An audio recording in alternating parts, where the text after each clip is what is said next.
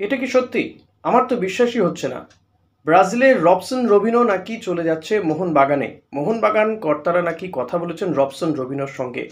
আমরা কিন্তু শুনে আসছি একেবারে যে উইন্টার ট্রান্সফার উইন্ডো থেকে রবসন রবিনো তিনি ইস্ট বেঙ্গলেই আসবেন। তিনি অস্কার ব্রুজোরের প্রাক্তন ছাত্র। তার সঙ্গে ইস্ট বেঙ্গলের কয়েক দফা কথা হয়েছে।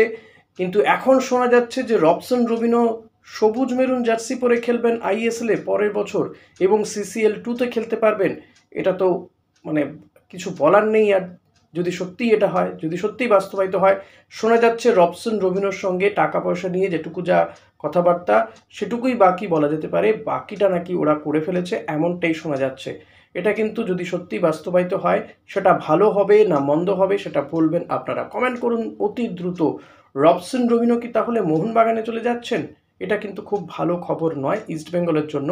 আর যদি হয় তো কিছু করার নেই, দেখা যেতে পারে যে ট্রান্সফার মার্কেটে ইস্টবেঙ্গলকে এবারও কি টেক্কা দিচ্ছে মোহনবাগান, নাকি ইস্টবেঙ্গল এর থেকেও ভালো কোনো প্লেয়ার নিয়ে আসতে পারবে সেটা তো বলবে সময়। তবে ইস্টবেঙ্গল এবার কিন্তু ধামাকা দেবেই দেবে, এটা কিন্তু মনে রাখবেন আপনারাও।